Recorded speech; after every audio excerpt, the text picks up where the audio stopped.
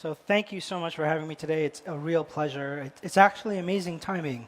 It comes on the heels of our announcement a couple of weeks ago that we're launching a new region here in Hong Kong in 2018. And so it's just another mark of our commitment to the incredible work that's coming out of this market and the innovations that are driving it. So I've been at Amazon now for a few months, and before ever being an employee there, I was a fan, I was a customer, and I marveled at the way in which the company was able to drive a sustained level of innovation. So I thought I'd share a little bit with you guys today how to think about entering into building an innovation culture. So this is where I started, and most people start. Most people know us for the .com, and we just had an amazing Prime Day this week. But the reality is, Amazon innovates across a variety of domains well outside of the .com, from consumer electronics to in-house entertainment to the division that I'm with, cloud computing and cloud services. And the way that we are able to do all of these things in a sustained manner is that innovation is truly part of the culture of the company. So how do you do that? How do you actually instill a culture of innovation, not just a way to innovate? So let me start here.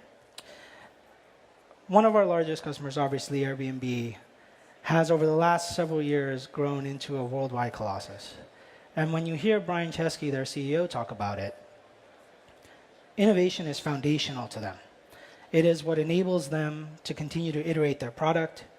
It's the cultural machine that drives the next thing that they launch. And in fact, for us, it's the same. And I'll submit to you today that you need to think of innovation as a cultural shift in your business, not a goal.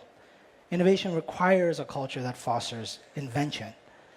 And that culture, I think, should start from your customer. So at Amazon, we talk about this a lot. We talk about focusing on your customer and working backwards from them. And what that really means is that you are aware of the needs of the customer well ahead of your own needs. So a great tool to use in working backwards from them is to think about the thing you're about to launch, no matter what it is, product or service, from the lens of what the customer is going to perceive. Write a PR release, even before you started building anything. It's going to help you focus in on the things that you think the customers are going to gravitate to, the value that they're going to get out of this new thing you're launching. Iterate it and iterate that release.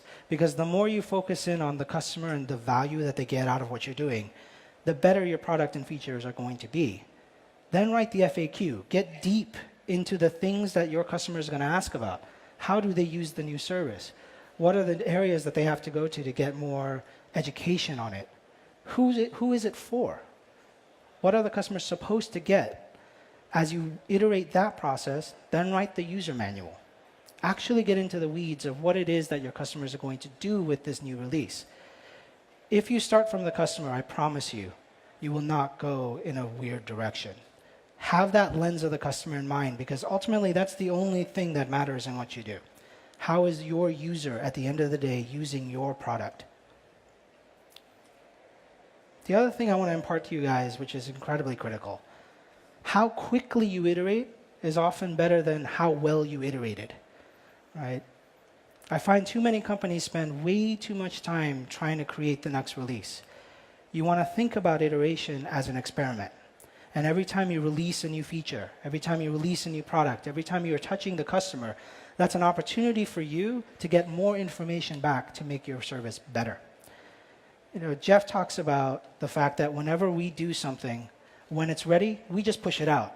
We don't force the customer to download something and migrate and do weird things to be able to gain the new things we're launching. We just launch it. And the reason for that is that speed to market is often our best leading indicator of perfect. And Joy Ito from MIT Lab likes to talk about part and parcel to an innovation culture is this idea that if you can find the ways to lower the risk of each iteration, lower the risk of failing, it's going to give you so much of an advantage as you think about building this culture within your company. So you've all heard about this lean methodology.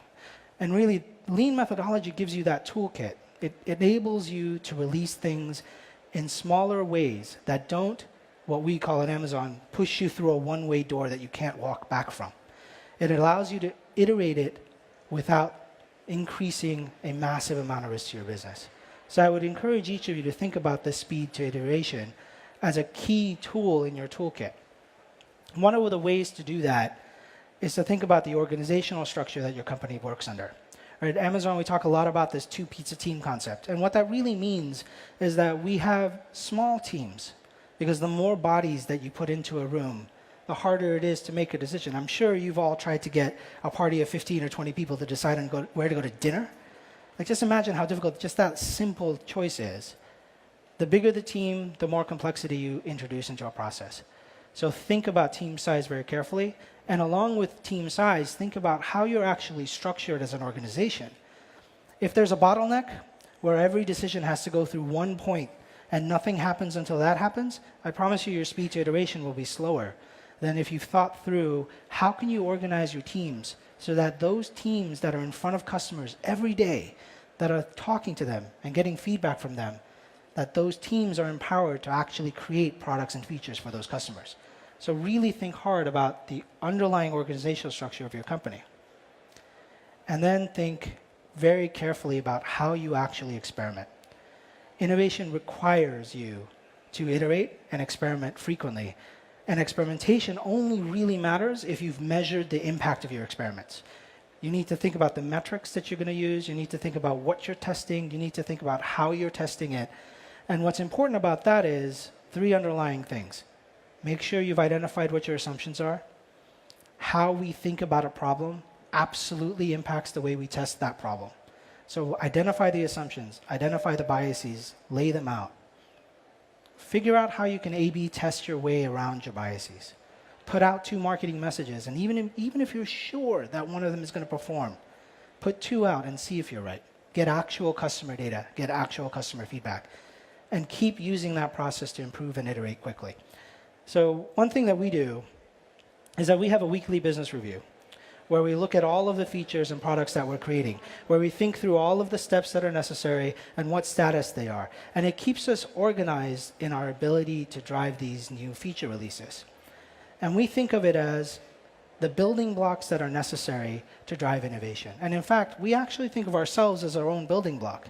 I mean, if you think about it, AWS is our own internal platform for innovation. It allows us the same things that we do for our customers: agility, elasticity, the ability to iterate quickly, the ability to iterate at lower cost.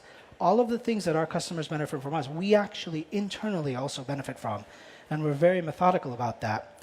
And one proof of this is to just think about our increasing growth of innovation over the last several years. So if you look at last year's growth, where we did over 1,017 to be specific, new services and features launched, that's almost 3 a day. And the only way you can do something like that is to be very methodical about what innovation cultures really are about. So let me leave you with 5 quick tips for how to think about building an innovation culture. Innovation is not a goal. Right? Innovation is an aspiration, if that's how the way you approach it.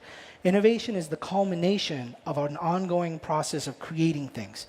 The things that your teams do every single day, that output, that's what innovation is. The second thing I want to really encourage you guys to think about is empower your employees to experiment and iterate. Give them the autonomy and the authority necessary to get customer data, to use that customer data to build a feature, to test that feature, to see if it really matters. Your employees are your laboratories, and they're the ones that should be in front of the customer. The last point coming off of that I really love is this idea that measuring progress is the lifeblood of building your innovation culture. If you haven't figured out a way to really see what it is that you've changed, you really don't have a way to know whether or not that change was good or bad. Each feature release, each new product that you launch, all of the customer points that you have, all of the internal teamwork that you're doing, those measured points of data are going to tell you whether or not you're moving down the right path. And as importantly, you want to make sure that you've created time and support and tools in your companies to give those employees the chance to actually iterate the product. So we're all obviously working on hundreds of things at once in our daily lives. Innovation has to be woven into that daily life. Innovation is not a whiteboarded topic or bulletin board or poster that you hang up in an office and say, go be innovative today. Innovation is actually all of the tools that you've built out in the company to track and measure process, the organizational structure that you've built so that you give your employees the actual time necessary to do the innovation. It's the mechanisms by which you make decisions. How you make a decision is almost as important as what goes into that decision. And it's obviously going to be about the mindset, the culture of the employees as they go about their day-to-day work. And you want to build that system that recognizes those employees, that rewards them for the work they're doing. Incentives matter. And how you treat your employees when they've done great work matters. Other employees see it. The leadership team recognizes it. This structure that you're building within your companies has to be methodical. And I can't stress that enough. My colleague, Adam Fitzgerald, likes to talk about this in a mathematical formula. He's a mathematician. So I'll leave you with this math formula. The output, the function of innovation, is linearly dependent on your organizational structure and the architecture that you build on. But it grows exponentially when you think about the mechanisms and the culture that you build. So this is key because all of this has to also fit under your macro vision of the company. What it is that you're actually trying to do, how you're approaching your customers, what you're telling them. You know, Jeff talks about the fact that 2 decades ago, Amazon launched with the very same ideas that we're chasing today. The customer is the first. We have a culture of innovation and invention. And we're willing to be patient over a long stretch of time for those things to become important and true. And so I want to leave you with this idea that says, innovation is not just a goal. Innovation is the outcome of everything that you do on a day-to-day basis. Innovation is the actual lifeblood and pinnacle of what you can accomplish as a company. Now, in today's talk, we didn't really have a lot of time for Q&A, so I apologize for that. But I'll be available at our booth if you'd like to come by and talk about this some more. This is a topic that's very near and dear to me. And I just want to thank you again for your attention and for being here this week. Thanks, guys.